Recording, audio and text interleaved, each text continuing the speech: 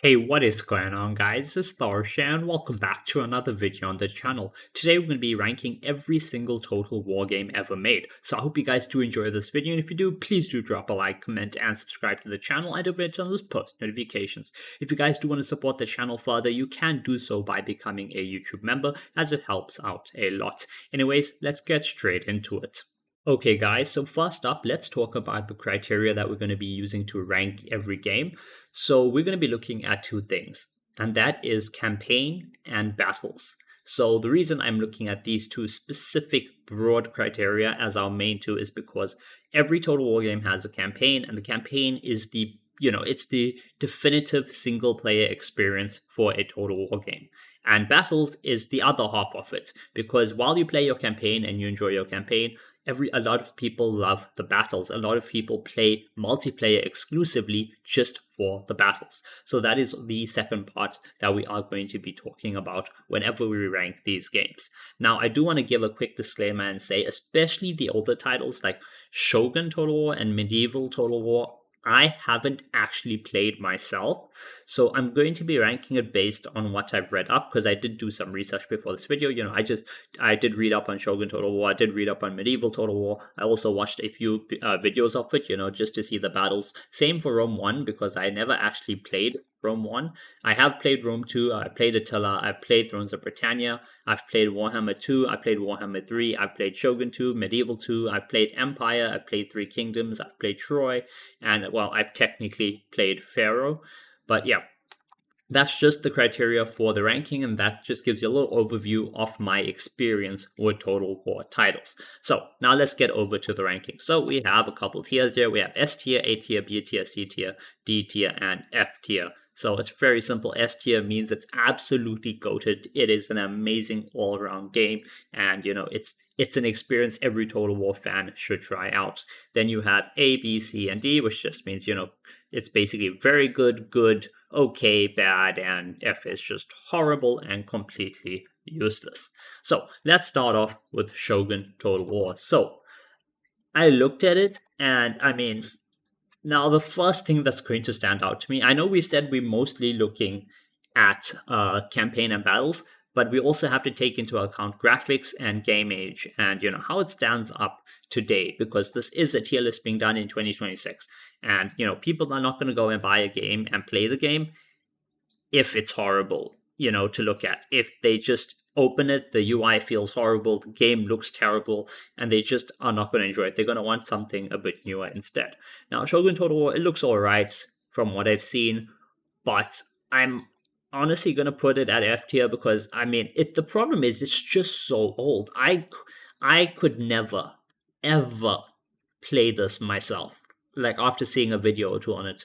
The minute I open it, I'm just going to close it again, because I just would not be able to get into it because of how it looks, and just because of how outdated it is. Okay, it's a very old game. Nothing against the game itself. I'm sure it was great when it came out, but in 2026, it's going to have to get F tier. I mean, there's Shogun 2. Shogun 2 is definitely going to rank higher, because it's a much newer game, and I've actually played it myself, so I actually experienced the battles, I've experienced the campaign. I don't have the most time on it, but I have enough to be able to tell whether the game is good or not. So for Shogun, we're going to give it A tier, because number one, okay, is I love the location and the time period. Okay, it's Japan, it's samurai. Like, I'm sure a lot of you guys growing up, have always thought of, samurais being absolutely awesome, seeing them in movies, just going around with the swords, the whole honor code and all of that stuff. But now the game itself, right? So obviously, graphics-wise, it's still a bit outdated compared to newer titles like, for example, Warhammer 3, which is the current flagship title, or, even Attila, or Thrones of Britannia, or even Pharaoh or Troy, because, all of them are much newer games. But Shogun 2, the battles are actually pretty enjoyable, okay? It's actually pretty fun to play. Sieges are also pretty interesting. I mean, I'm not sure about the whole climbing up city wall thing, but I mean, I guess those, it's not like European castles. Japanese made very low, wide kind of buildings, so whatever. But we're not gonna get into that, right? But the battles themselves feel good. Okay, they feel pretty solid. I mostly just played a couple battles just running around with infantry and some cav and some archers, and just fought the AI a couple times. But from what I could tell, it seems pretty good. It actually kind of it's more realistic than stat based for the combat, which is something that I personally like. I like the more realistic combat over stat based combat. So that already is a point in Shogun 2's book. Now, the campaign, I've only played one campaign on Shogun 2. I forget which faction it was, but it was pretty fun, actually. It has nice management, it's got some pretty good campaign mechanics. Obviously, it is only a single campaign, and I only played, I think, half of the campaign before I ended up getting bored and moving on. But it was fun, and it's solid. So I'm gonna give Shogun 2 A tier. Remember, guys, we may move some of the rankings, once we've done everything. But yeah, for now, Shogun 2 will be A tier. Next up, we have Medieval Total War. So Medieval Total War is gonna also go into F tier, and that's just because, again, these two games are so old, guys. I'm sure it was great in its time, but I've never played it. The oldest game I played, I think, was Medieval 2. Unless Shogun 2 is older than Medieval 2. I can't remember which released first, but yeah, Medieval 2 and Shogun 2 are like the two oldest titles I have actually played. Unless Empire came before, I'm not sure. But yeah, we're going to put Medieval 1, down here in F tier. So Shogun Total War and Medieval Total War, both are going to get F tier. They're just too outdated, and, they just cannot hold up, in 2026, unfortunately. Now, we have Medieval 2 Total War next. And this is going to go into A tier. And I think I'm going to put it above Shogun 2. I know a lot of people probably prefer Shogun 2 to Medieval. A lot of people prefer Medieval to Shogun. I'm one of those that prefers Medieval 2 to Shogun 2. Not because of anything specific to do with the games, just that I've played a lot more Medieval 2 because of the modding scene especially, which was, Third Age Reforged, Third Age, and, all of that stuff, Divide and Conquer, etc. And also because I do like the campaign a lot more. I've played a few Medieval 2 campaigns. So campaign-wise, I prefer Medieval 2 to Shogun 2, not just because, I had a really fun England versus France where I fought and invaded France, and I think I married the princess to my king. But yeah, Medieval 2 campaign is pretty fun. It's got some very solid mods. I know I said we're only basing the criteria on campaign and battles, but I'm going to talk a little bit about, stuff like mods and stuff that it does have, which Medieval 2 does have a lot of. It's probably got one of the most extensive modding scenes of a Total War game, because you have all the Lord of the Rings mods. There's even a Red Wall Total War mod. For those of you guys who don't know what Red Wall is, it's a book series about animals from Brian Jacques. An absolutely top tier series. And now there's a Red Wall mod, which I had got to actually check out and play myself a little bit, and I think was really cool. But yeah, Medieval 2 campaign is fun. Okay, I've enjoyed a England campaign. You get to play obviously the Crusades and stuff as well, which I think is awesome, Geosvault and all that. And then also the Americas, getting to play as the Aztecs and, all the American tribes over there, I think was really, really cool, and a pretty nice thing you get to experience. Now, in terms of battles, I think Medieval 2 has some really, really good battles and some really nice sieges. The castles and stuff are a bit big-ish, but honestly, that's not an issue, okay? I don't mind a big castle, so long as, it feels tactical, it feels strategic, it feels fun, and Medieval 2 has that. I've played quite a few siege battles, I've played a couple field battles as well, and I think it's really nice. Archers are great. Crossbows are great. The combat feels really good. Cav charges are actually very impactful in Medieval 2. Like, if you recharge a unit and stuff. Morale is a bit iffy in Medieval 2. Like, most of your units are gonna fight pretty much to the end, kinda, especially, well, not your cheap units, but especially your more expensive elites. Which, I mean, it's okay. It feels a little bit stat-based, but it's okay because you can still, a small unit of cav can still do a lot of damage. Flanking a unit will still do pretty decent damage and stuff. So Medieval 2 combat is all round very solid. Its campaign is pretty fun, but I mean, I personally do not like the UI. I personally do not like the graphics because I just feel it's all too outdated. Even Shogun 2 graphics and UI do feel outdated to me, but the games themselves are still really good, and I've played a decent amount of Medieval 2 and enjoyed all of that. So I'm going to give it to A tier, just above Shogun 2, because Shogun 2, while I did enjoy the battles and I did play a campaign, I've played a lot more Medieval 2, if I just had to compare and I had to launch each one purely for campaign or purely for battles, I would pick Medieval 2 over Shogun 2 most days. Now, next up we have Empire Total War. So I'm going to put Empire at D tier. Now, I got Empire specifically for one friend of mine who loves Empire. And I've played a couple of land battles with him. I tried a campaign by myself. So I did try to play a campaign, but I just couldn't get into it. Again, the older games especially, they just feel very outdated to me because I came in on like a 2015, 2016 title, I think, which was Attila. And, I played that exclusively for like 4 years or 5 years. Like 3 of those years I didn't even have Wi-Fi, and I only played that game offline. I played campaign every day, etc. So I came in at that period, and every older game I've played has been way afterwards when I've got into finally like try it out for myself, etc.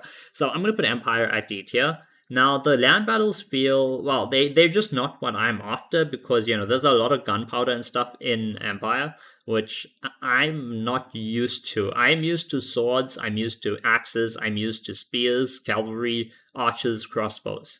That's what I'm used to through most of my Total War experience, and that is what I like. I mean, nothing wrong with guns and stuff, but yeah, campaign, I didn't really get into it. I started it, I played a couple turns, and I just kind of gave up, and I wasn't feeling it.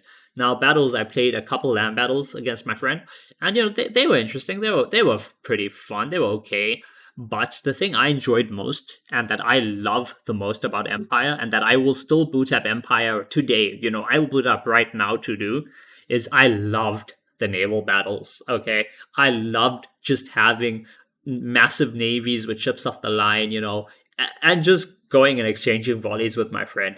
I absolutely loved that about Empire, okay? In fact, I don't know, maybe I should put that C tier purely for that, because I absolutely adored the naval battles, and it made me feel like I was in Pirates of the Caribbean, okay? Like when you see the Black Pearl and the Flying Dutchman going up against what's the ship that the East India Company had, and there was it had a triple layer or 4 or 5 layers of guns, and they didn't fire back.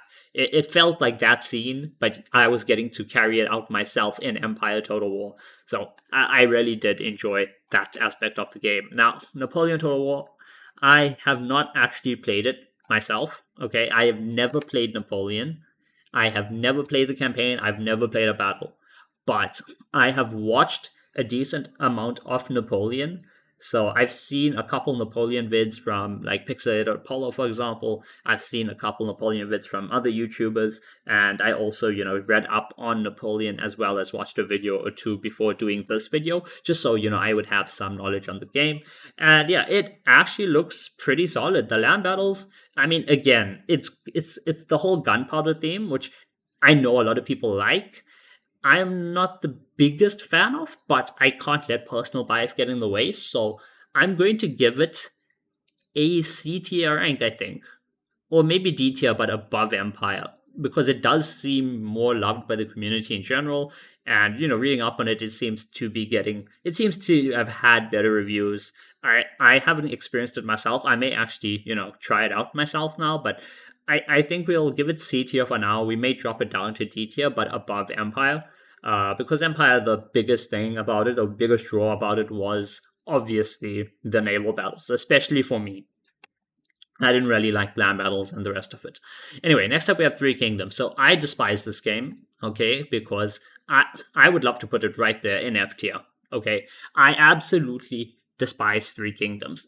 And the reason for that is because the heroes and stuff just feel horrible. Okay, I know there's a mode to disable it, I think, in campaign or whatever, but it's weird. Okay, and more importantly, so I was trying to get a custom scenario, done, a 4v2, I think, or 4v3 siege or something in Three Kingdoms, and the game would not stop giving us problems. It would lag, it would crash, it would have weird bugs, would crash to desktop, and anyway, at the end of it, we never finished the battle. We tried for over like 6 or 7 hours straight.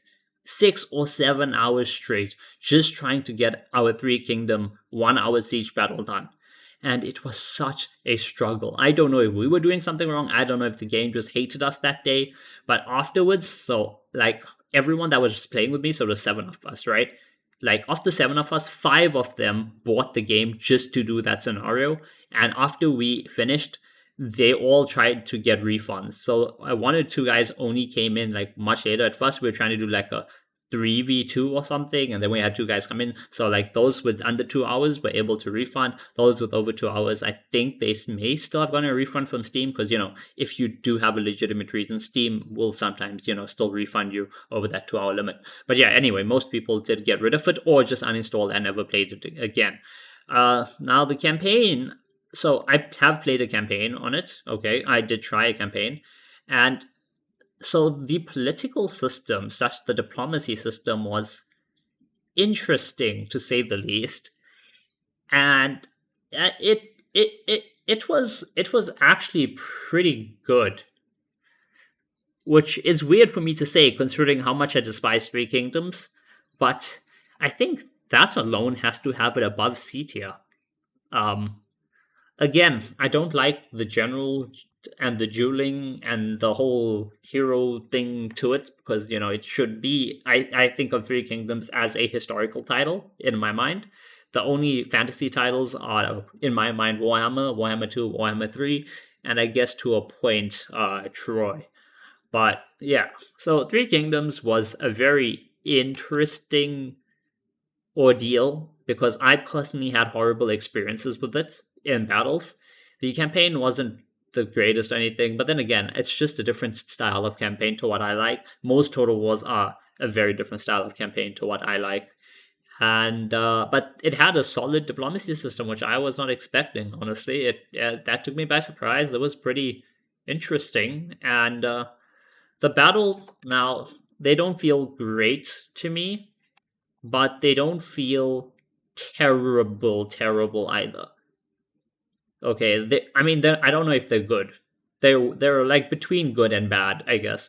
But I'm gonna give it to a B tier for now. We may drop it back to C, but obviously, it being Three Kingdoms, I know, the Chinese player base probably absolutely loves it and will probably downvote the video to hell if I put it down in C or D tier. But I'll still do that, if that's what I think it is. That's where it goes, regardless of what's gonna happen. But yeah, this is a controversial pick. I'm not sure. You guys let me know, right? What do you all think about these picks so far? What at the end of the video, let me know what you think about my tier list, what your own tier lists are. So what you do, right? At the end of the video, rank every Total War that we've ranked here, yourself. It's just, 1 to 10 or 1 to whatever. Do that. I'm interested to see that. Anyway, next up we have Troy. Now, Troy, I don't like at all. I mean, okay, the thing is, I really like the time period of Troy, okay? It's Achilles, it's Hector, if you've watched the movie Troy with Brad Pitt and Orlando Bloom, and you know which movie I'm talking about, right? The Troy movie. If you watch that and you've liked that movie, I went into Total War Troy because I loved that movie. I was like, oh, cool. Let's try this out. I think I did a video or two on Troy. It was just a hero duel between like Hector and Achilles, and I think maybe Patroclus and Achilles, or Patroclus and Hector or something. And I did a 2v2 as well, I think, where it was Patroclus and Achilles against Hector and Paris. But yeah, I did mess around with Troy a decent amount.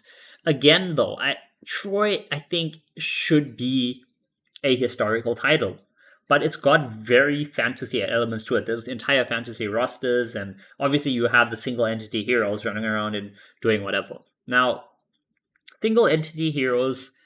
I mean, I know Warhammer is full of that. I mean, that is Warhammer, but Troy should be, I I take, I feel, a historical title first and foremost. I don't think they needed to do that. I mean, I guess, trying to show how powerful Achilles is, you kind of have to make him a single entity. But then again, you could have just put Achilles as a general with the Myrmidons, the guys with all the black shields and gear and stuff, as his bodyguard unit, and just made them really, really good. Made them like some Praetorian guards or something, levels good, or even better than that. Make them a really, really powerful unit and just drop them to like an 80-man count or something. Have them be a smaller unit just to show that they're a small, elite, powerful unit. I think that could work as well. I don't think the whole hero thing was needed.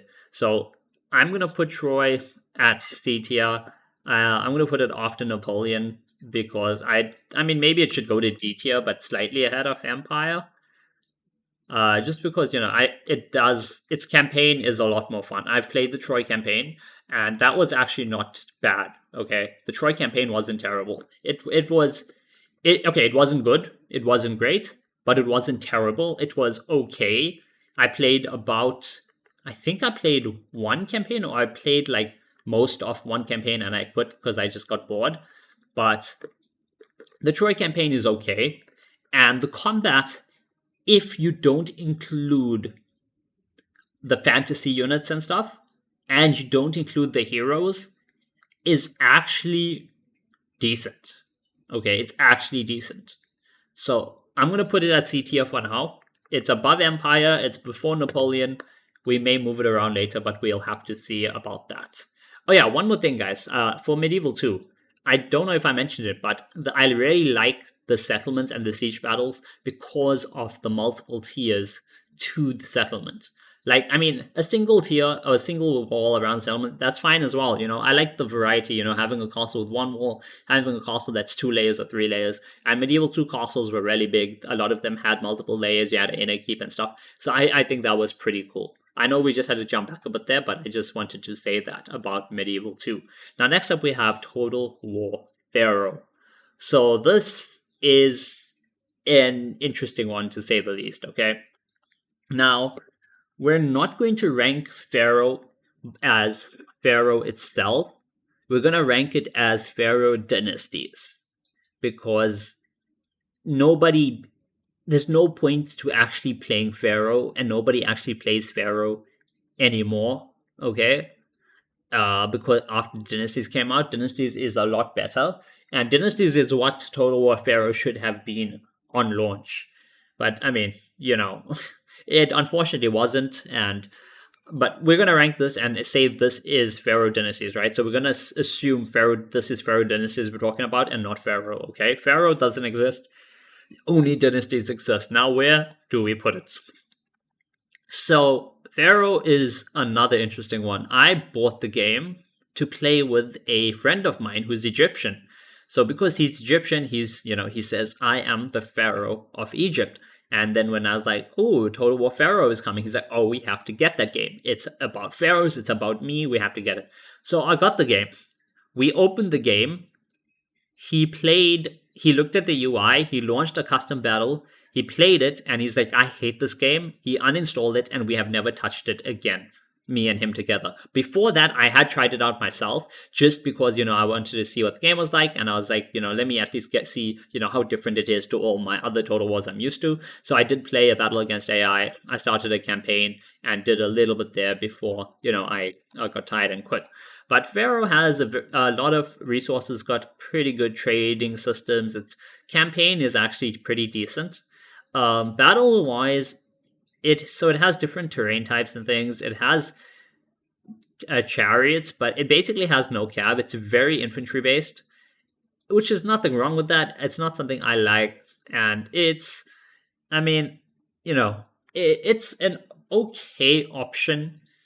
It's a historical title, and it's probably the best recent historical title, honestly. I mean, it's not saying much, but yeah, I don't know. This is a hard one to rank because I haven't played it the most. I don't have the most experience with it, but I think it goes before Troy at least, right? Or do we? Yeah, I think it goes before Troy in C tier, maybe even B tier.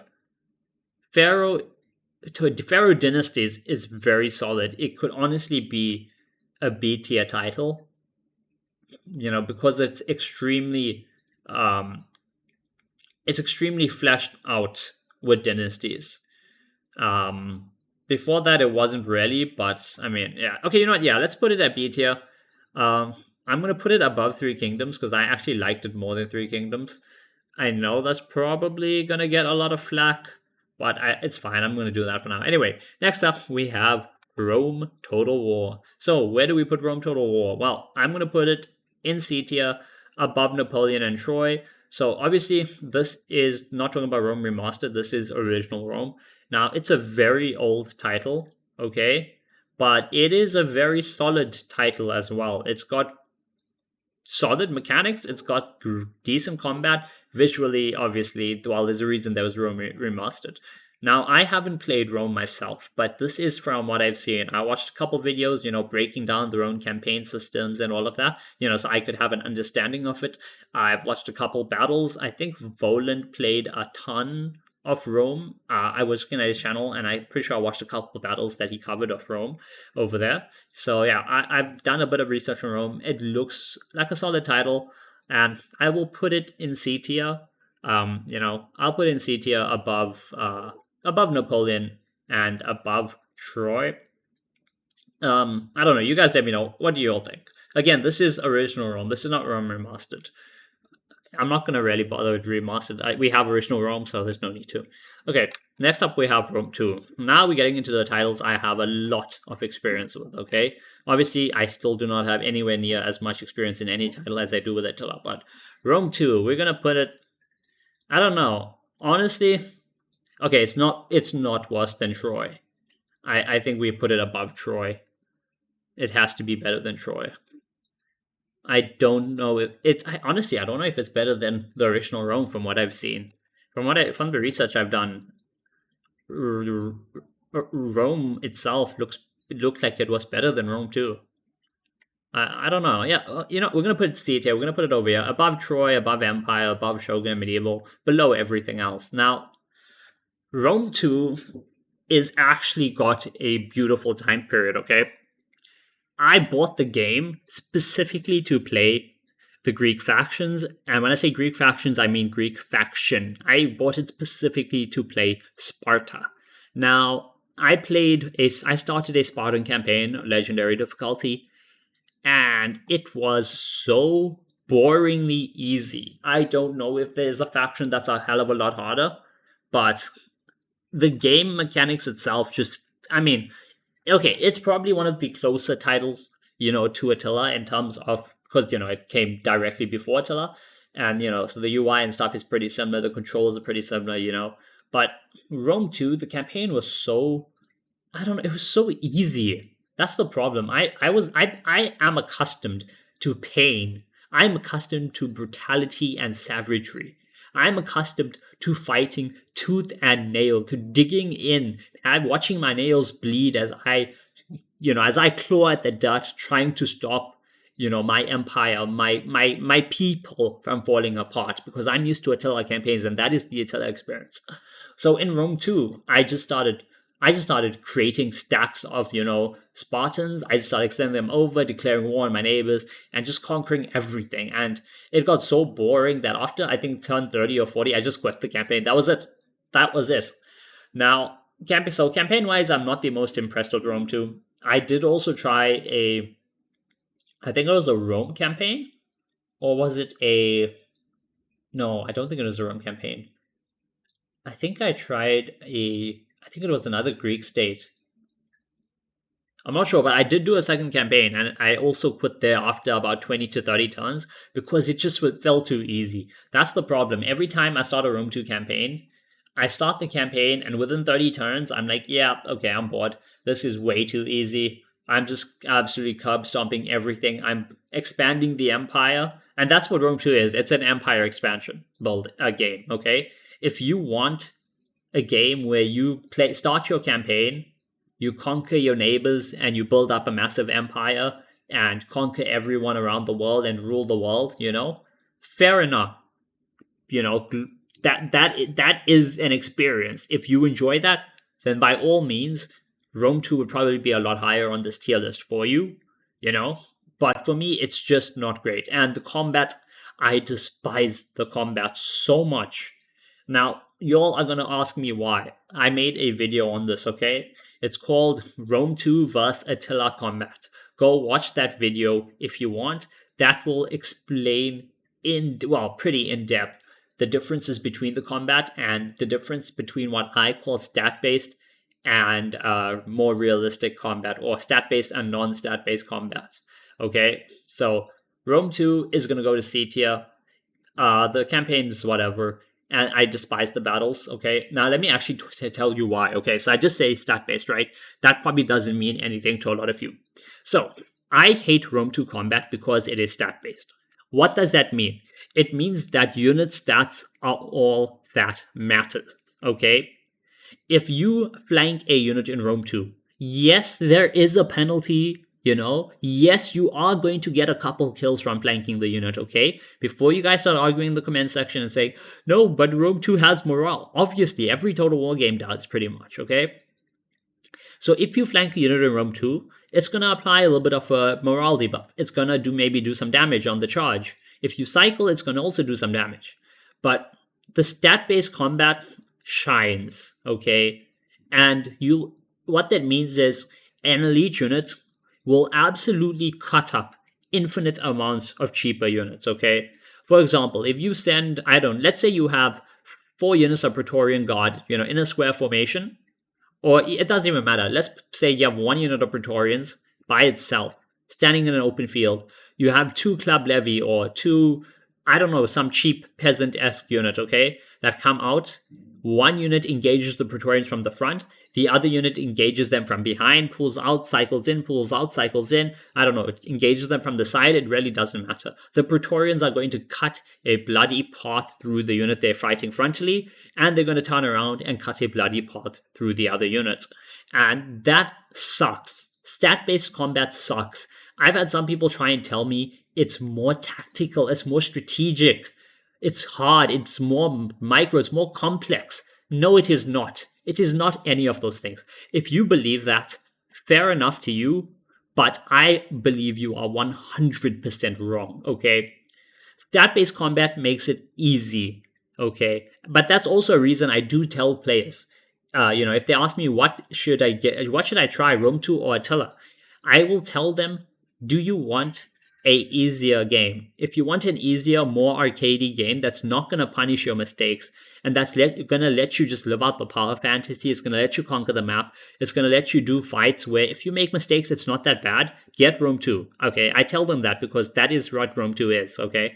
In Rome 2, you are not going to go and win a battle where you have a garrison of 4 or 6 cheap units against a full army. Whether the army is elites, whether the army is cheap, it doesn't matter. You're not winning that fight in Rome 2. It's absolutely impossible because of stat-based combat, okay? So Rome 2, you'd never have those scenarios where you can pull off a defense with a small garrison or a small defending force against, way superior numbers. I mean, maybe you can have some close battles like 3,000 against 2,000 or 3 against 1.5 even. Sure, maybe that's possible, especially if you have a lot of elites.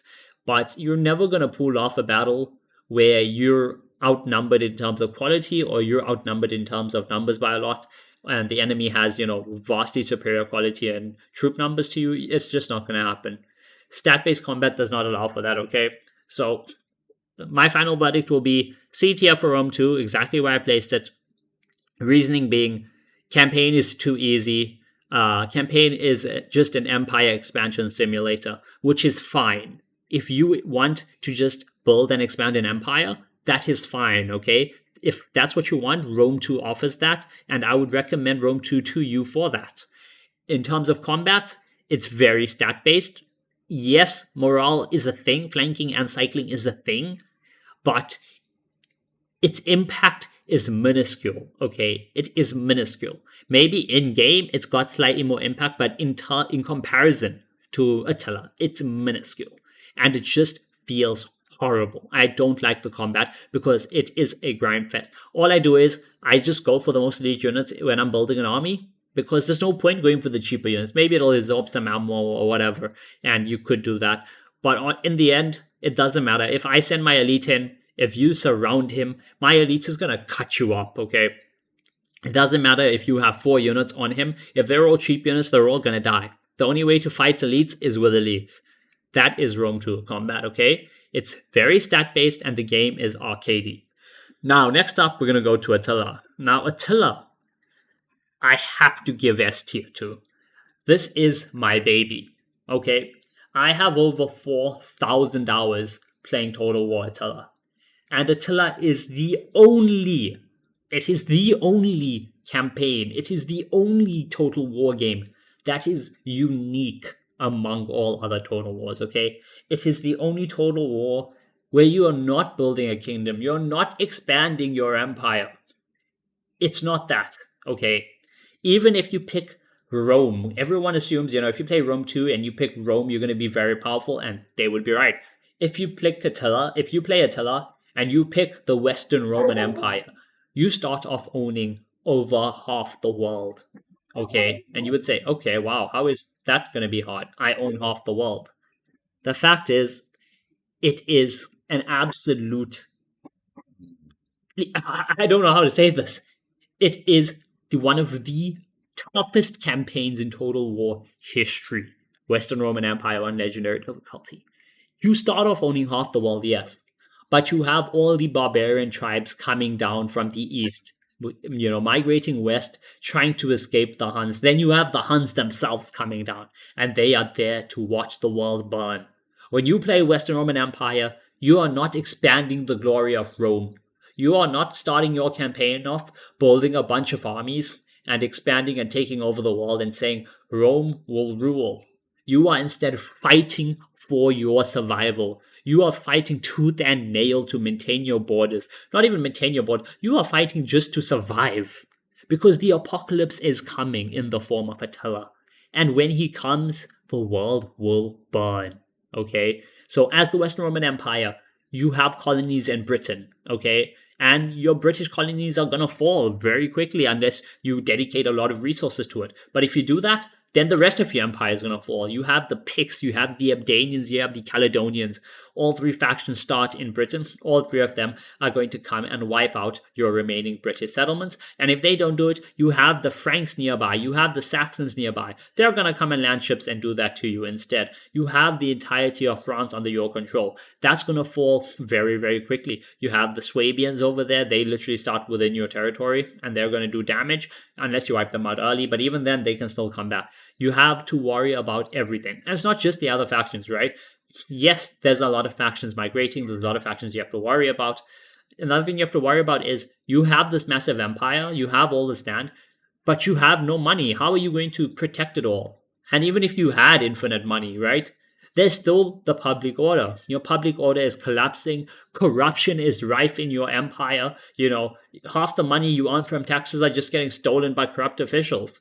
Okay, that's what's happening. That's the reality of the situation. Your empire is crumbling around you, and you are struggling to just hold it together. And that's just one campaign.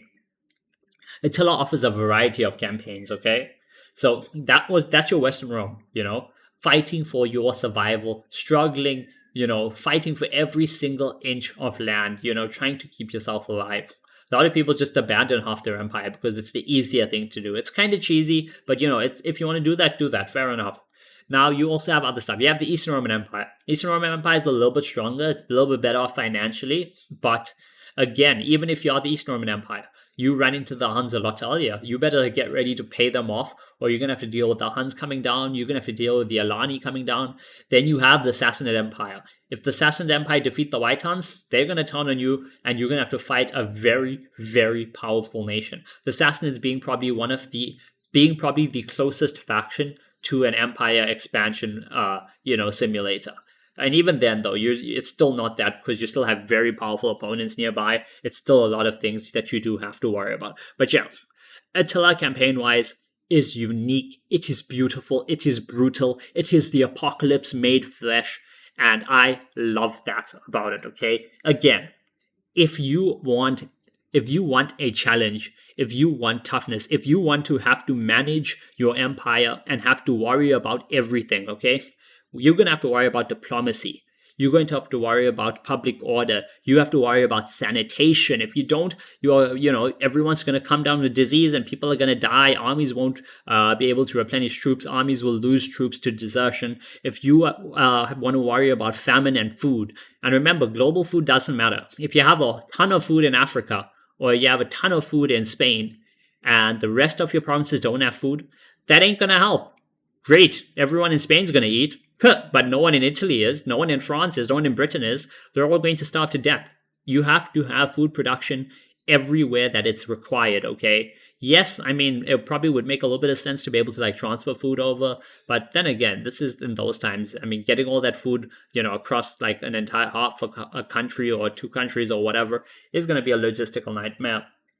So if you want to worry about all of that, religion as well is an issue, because religious differences, people of different religions, they cause debuffs to public order. If you have a city or a province that's half Christian, that's half pagan or whatever, that's going to be an issue for you, because now you have religious differences between these two groups. Okay, so you have to worry about the religious differences that are causing public order issues. The immigrants that come into your country also cause public order issues. Yes, you earn a little bit of money from them, but they're causing more public order. The citizens aren't happy that there's immigrants coming in. You're going to have to worry about that. Now, all of those debuffs are going to stack up. Your public order, you're trying to keep it positive, right? If you're playing legendary difficulty, -8, boom, that you have to worry about. Then you have religious differences, add another -4 maybe. You have immigrants, add another -2 or 3 or 4 or whatever to that. If there's famine, add some more minus public order. If there's sanitation, if there's no sanitation and disease breaks out, add some more minus public order. It's beautiful. I love the challenge. I love the difficulty. Now again, that may not be for everyone, okay? And if that's not for you, that's okay. There's other options. You have the barbarian factions, which are not going to start off big. Instead, you have a settlement or two. You can slowly get used to it. You can conquer one city, build it up, get it ready before you move on, or conquer an entire province and then just sort it out, get a second army race. It's a bit easier. But even then, as a barbarian doing that, you have to be careful. There's other barbarian factions. There's other Germanic tribes. There's other stuff that you have to worry about. Your neighbors are going to try and take your territory from you. You still have to worry about your public order. You still have to worry about your sanitation and your food. You still have to worry about your governors. You have to worry about loyalty, because if your generals aren't loyal, they will rebel. They will take off your army and they will start a civil war. There will be civil unrest. There will be issues. Okay, if your family is not strong enough, if your balance of power in terms of your control and the imperium of your family against the other nobles and stuff is not good enough, that's something to worry about. Okay, Attila is just, I think, a very, very good game, okay? It's a very underrated game, and most people, when they talk about Attila, they're like, oh, bad performance. I personally have never had issues with performance. I guess I was just one of the lucky ones. I opened the game, I don't have to do any of the thread changes, I don't have to do any disabling CPU cores or anything, but if you do have problems with optimization or with the game running, you can obviously go look up guides for that. I don't have any, but there's a lot of people that have done them or have pasted instructions for that on Reddit, etc. So you can just go and check that out for that. But yeah, Attila is unique, okay? It's the only total war where you are not building an empire. You're not expanding an empire. You are fighting for your survival. You are trying to keep your people alive. You are trying to stop yourself and your people from being wiped off the face of the earth.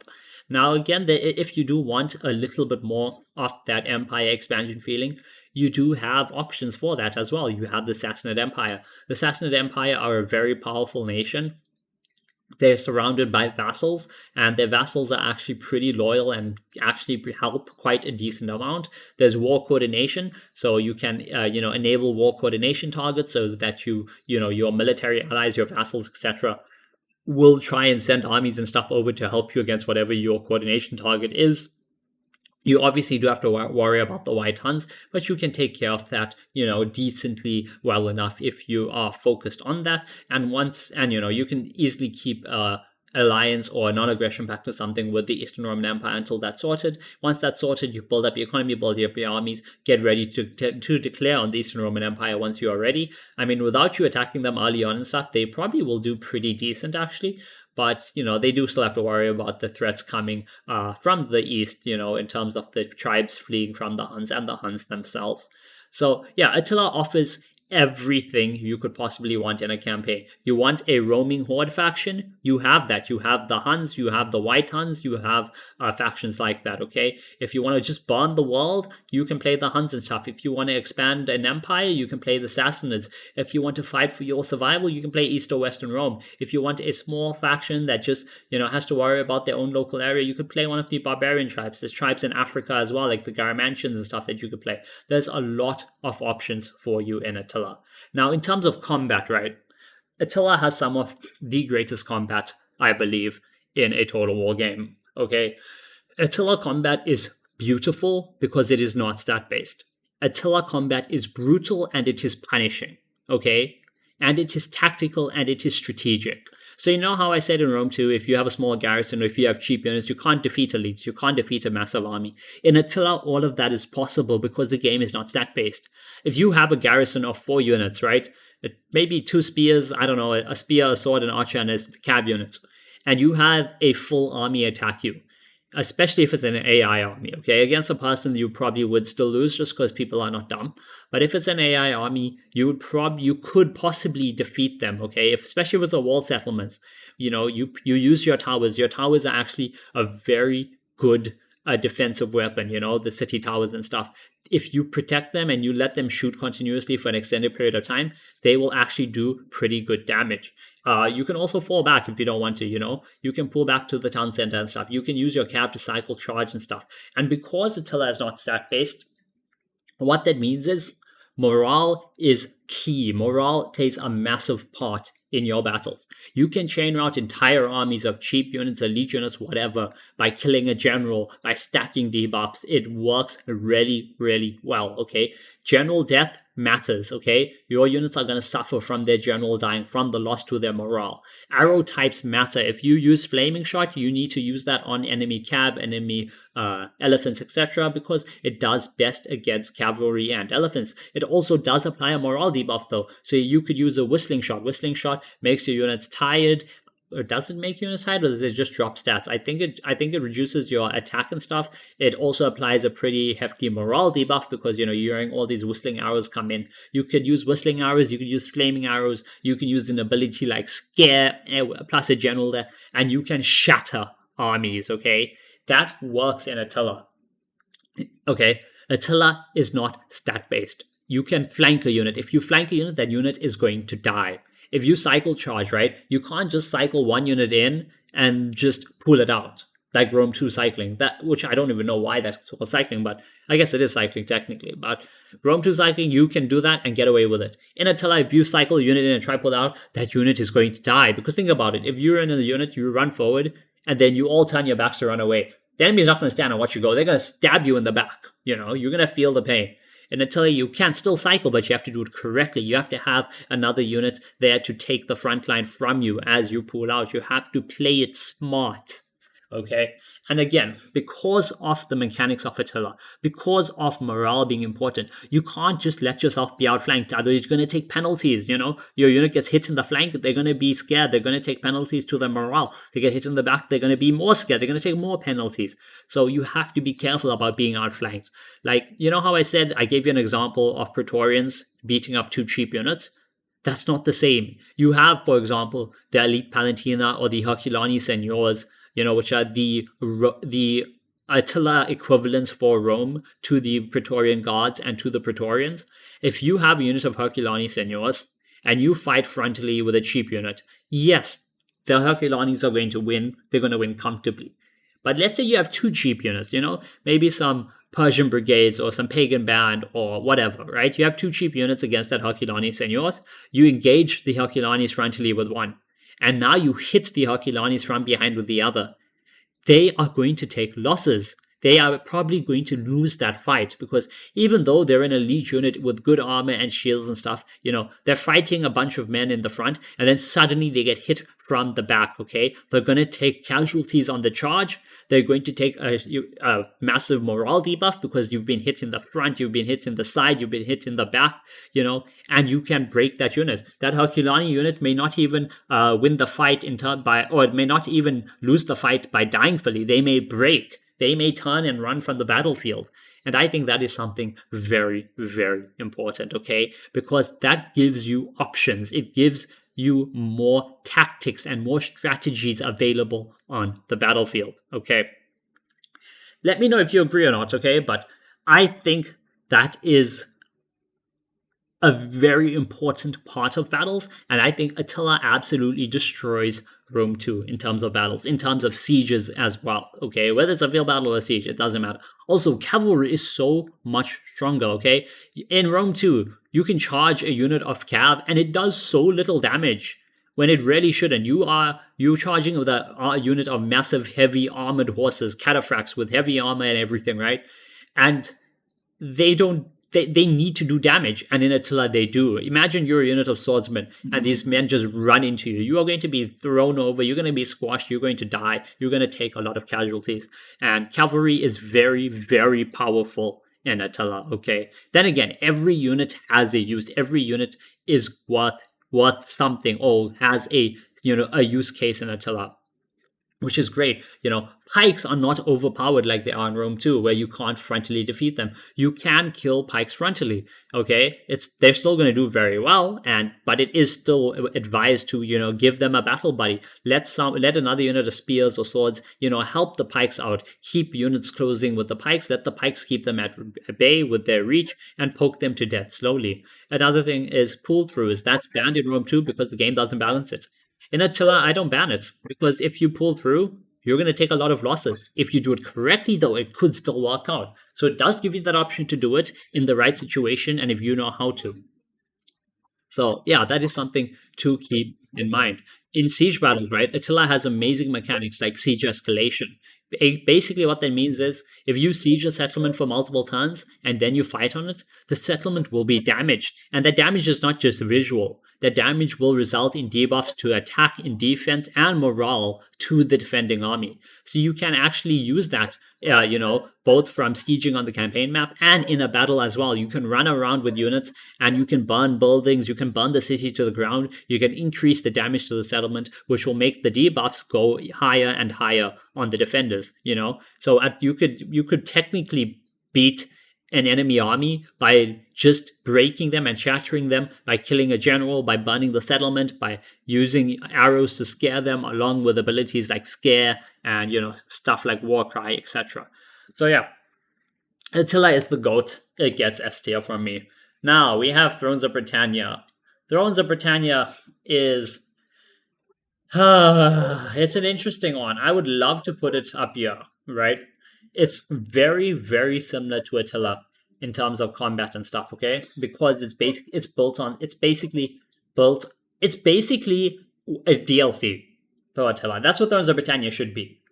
Thrones of Britannia should be, or should have been, released and sold as a DLC add-on for Attila, okay? If I was looking at Thrones of Britannia as the Age of Charlemagne type DLC, basically a DLC for Attila that's all, that adds a new campaign and adds some factions for that campaign to the game, it would be an S tier DLC. It's a beautiful, amazing DLC. Yes, all 8 factions in Thrones of Britannia are basically copy-pastes of each other, with a couple unit variations only. But that's okay. It still has a nice campaign. It's got all of that good stuff there. The combat still feels pretty good because, again, I think it's built on the exact same engine as Attila, and the UI is literally identical. The way you play the game is literally identical, with the only difference being there literally is no cav in the game, so you don't get to see that. But yeah, Thrones of Britannia would be S tier if it was a DLC for Attila. AKA, you're not paying a separate price tag for an entire, for what is essentially a DLC, but playing the price of a full game. So if it was a DLC for Attila, S tier. I mean, it wouldn't be in the list, but, it would make Attila that much greater. But it's not. It's a standalone game. Now, as a standalone game, having 8 factions only or whatever that are all copy-paste of one another, That's horrible. Okay, it's the game. It's good, but it's good as a DLC for another game. It's not good as a standalone. I would love to put it ahead of Rome 2, okay? I really would love to put it ahead of Rome 2. In fact, I prefer the combat in Thrones of Britannia to Rome 2. The problem is the combat is exactly the same because every single faction has the exact same 3 units. Your spears, your swords, your axes, and that's pretty much it. Archers and stuff are half-size units, and they're basically useless because it's only 80 men, against infantry that all have shields. Literally, every axe unit in this game, everything has a shield, which is fine. But I don't know why they dropped the count for archers. Maybe it's because archers weren't as prevalent or whatever. Fair enough, but again, Thrones of Britannia just cannot offer what it should offer because it's not a game. It is a DLC for another game. So we're going to put it in D tier after Empire Total War. It's not going to go to F tier because, it's still a much newer title. It looks good. It's still a lot of fun. And it has some of the best, or it has some of the biggest siege maps, I guess. The problem is siege maps are kind of very empty and you won't use like 90% of it. But the maps do look beautiful. Okay, it has really big maps. Some of them have like 2 layers and stuff to it, which is great. I mean, I spoke about Attila sieges and siege escalation. I don't know if I mentioned maps, but Attila maps are awesome as well. Pretty much every settlement is 2 tiers at least, okay? You have your outer wall, and then a lot of them have a nice inner final stand. It's not a wall final stand, but it's got choke points. Some of them have defending towers. It's got nice avenues leading up. And it allows you to take people into nice street by street city fighting. It's really good. Thrones of Britannia now, I love the maps actually, and that's why I said it would be such a good DLC. Thrones of Britannia would have been such a good DLC add-on for Attila. You would have a new campaign, you'd get to play the campaign, you'd have a bunch of cool factions, you would have a bunch of cool maps that get added in, but unfortunately, it's not. It's a standalone game, and as a standalone game, it's D tier after Empire. Now we have the Warhammer games, okay?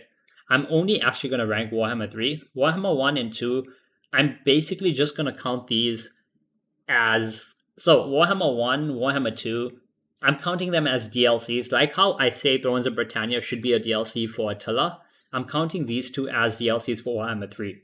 Because if you have Warhammer 3, you need Warhammer 1, Warhammer 2 to have like a bunch of factions unlocked for Warhammer 3. So I'm calling Warhammer 3 basic. It's not going to go in F tier, don't worry. But I'm basically saying these two are built in, okay? So when I'm ranking Warhammer 3, I'm ranking all 3 Warhammers as one package. Now, I'm actually going to put this pretty high up. I know, you're asking, what the hell? You're an historical player, why are you doing that? Okay, maybe not S tier. I'll put it A tier. And that's because it's so, how I said I didn't like Troy and Three Kingdoms having fantasy elements to it? That's because I feel they are first and foremost historical games. Warhammer is never a it is a fantasy title through and through, and we have to judge it and base it on that.